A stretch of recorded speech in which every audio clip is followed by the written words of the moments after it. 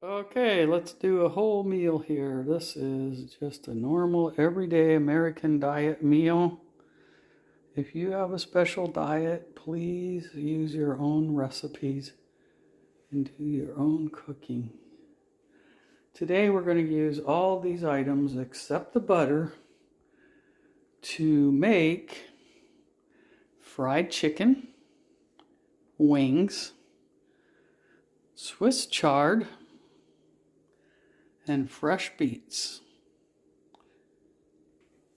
I've been marinating the chicken in what they call a buttermilk brine for 24 hours. And that's a Tupperware marinade pan. And I just put salt and pepper and buttermilk in there. The spices that we're going to use and mix in with the cornflakes, which we are crushing out onto the counter. Anyway, I'm just showing you how I crush them. I'm going to crush them more off camera. And that's 1, 2, or 3 tablespoons of flour. Use whatever you want. You want to use 6 tablespoons, you're welcome to do that. That's going to be mixed in with the cornflakes. And you have a little seasoned salt, garlic powder, paprika, a little bit of chili powder or cayenne, and then black pepper and tiny bit of regular salt. Now, if you are a certain person that has garlic salt, don't put any other salt in it. It will be too salty. So you see this small sprinkling of white there, that's the regular salt. Seasoned salt, cayenne, paprika, black pepper, and the flour. Here are a few things that I do to prepare to put the chicken into the oven. I've fully crushed the cornflakes to my desire, and I've mixed the flour with the seasonings there. I've poured a bit of oil of your choice. I'm using olive oil in a little bowl, and I'll show you after you've coated the chicken. You're going to drizzle a little bit because I don't have a brush or a sprayer. The chicken is still in the brine, so now I'm going to take them out and kind of shake off some of the excess buttermilk before we go on. And then the next step is I'm going to turn the oven to 375 Fahrenheit. That would be about 185 centigrade. I'm not good at conversion. You check it yourself. The next step that I do is starting to warm up. It's going to take about 30 minutes, I guess. Is I make sure that there's nothing else in the oven right now. I keep some things in the oven when I shouldn't. So there you go. I'm showing a variety of pans that you could use to oven fry the chicken. I don't recommend this one. The chicken might get too hot and cook too fast.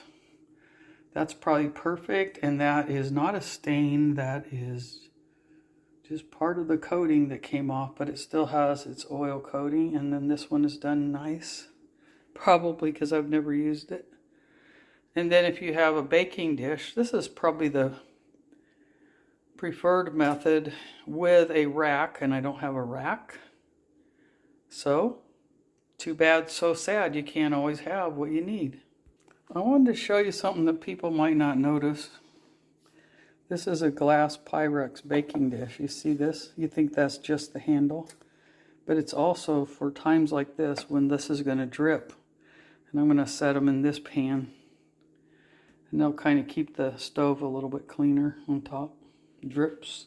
A little bit of kitchen rules when you're working with raw chicken. Everything that touches raw chicken, if it's let sit for more than a couple of minutes, it's likely that bacteria will start to grow. So be very careful what you do with your raw chicken. So I removed it from the buttermilk, salt and pepper, and I made sure that all sides had a little quick coating, and now they're kind of dripping down into this pan. We don't want a whole lot of buttermilk on there. This pan of buttermilk needs to go straight into the garbage can, not the sink, not the drain, nowhere else. Don't try to use it to cook anything else. This has raw chicken been touching it for a very long overnight. Again, there's the flour mixture. I'm going to mix these two together, and then I'm going to dip these into them very quickly. I don't know if I can show you that with one hand.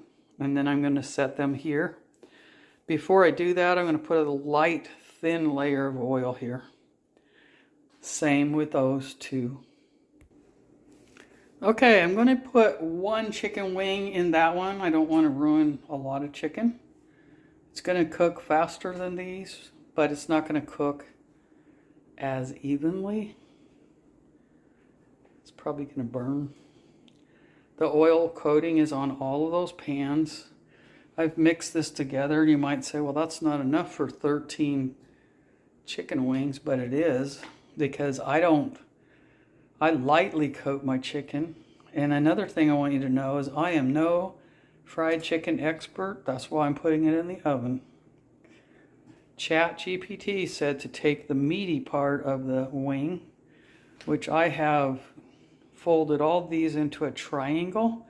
So I'm going to try to get that meaty part pointing up, because the pointy parts will cook faster. And we want the other part to cook at the same time, evenly. Let's try this one-handed chicken coating. Very light. Shake it, shake it. So we'll have enough for everything. Put it in the preferred pan. There's another one. Shake it, just barely put it in. I think I'm going to put 3 in there, and I'm not going to try to stand them sideways because I know they're just going to fall. So already we're getting a little low on the cornflake mixture. Don't care. I'm here for the chicken. If you want coating, just cook some coating in the oven. You don't need chicken, right? Okay, on to all those. A quick side note here is I have put the little beets into a pot of water with a small amount of salt. You know what the salt does? It doesn't just make it taste salty. Salt raises the temperature of water when you're boiling it to 212 degrees. Otherwise, it will never get that hot. It'll be slightly below that. Here is the main pan of chicken. Small frying pan, larger, and the test one in the aluminum foil pan.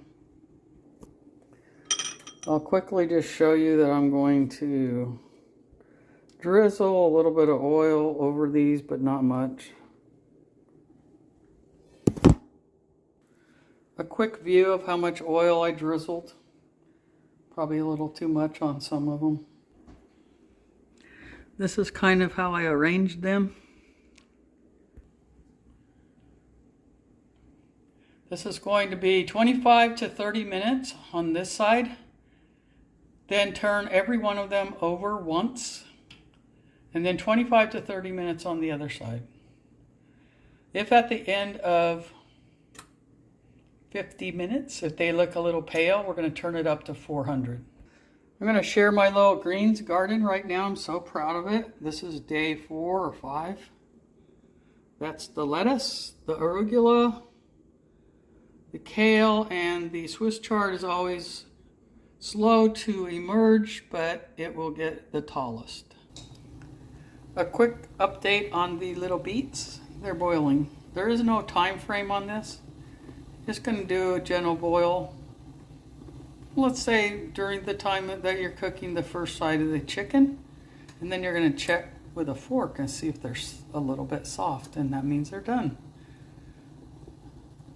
I'm going to make a dish with these and the Swiss chard and some onions and bacon at the very end of the video.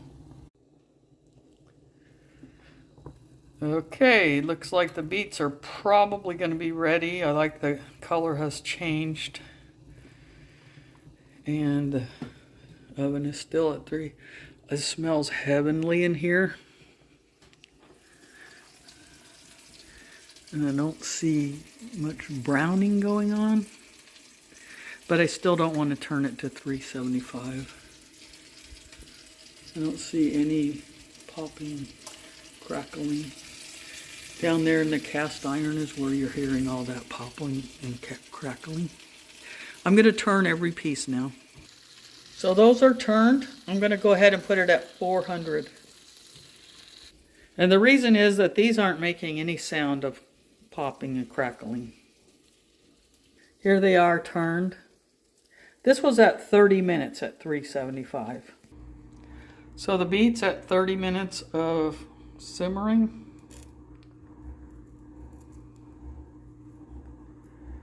I would say they're a little bit hard. So I'm going to go ahead 10 more minutes with those. Let's see what we got here. So we're closing in on 70 minutes here. I think they're done. Even in this pan, I'm surprised it looks so well. And the ones in the cast iron just look a little greasier than the others. I'm going to check to see if they're done by using a fork and hitting one of the joints.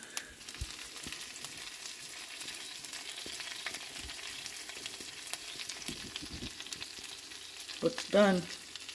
I also decided to try some of these frozen Walmart potatoes. I'll show you the package. It's just potatoes. No, I guess there's a couple of things added to it. You can't get away from that. Very convenient though for somebody that wants just a few potatoes. Okay, working quickly here. We will be cooking the Swiss chard. This goes in the pan, frying pan before the Swiss chard. And some onions, salt and pepper. And I usually use balsamic vinegar, but we're going to use that. Use what you have. There are the beets. There is the plate of chicken. Yum. Look at those pretty spring onions. I don't think those are ramps. Don't really think so. I'm going to slice this up. The bacon is cooking. I sliced a few this way and then a couple this way. There we go with this. You want to make sure the bacon is fully cooked before you put the Swiss chard. Thank you, Callie. That sounds really good. You want to make sure the bacon is cooked really well before you put the Swiss chard in. It's just because the Swiss chard is going to cook very quickly. And then there's your onions. Since balsamic vinegar has a sweet flavor to it and I don't have it, I'm going to use a little liquid stevia drops and my apple cider vinegar. Thank you. I put the stevia drops right in with the bacon. Make it kind of like candied bacon in a certain way. And then the onions right in there, just for a couple minutes, less than a minute. Okay, all the goodies are up on the bottom. I put the salt and pepper on the Swiss chard before it went in the pan.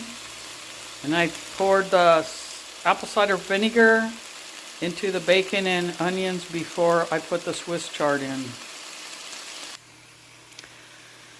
I wish you could be here to smell this. It smells so wonderful.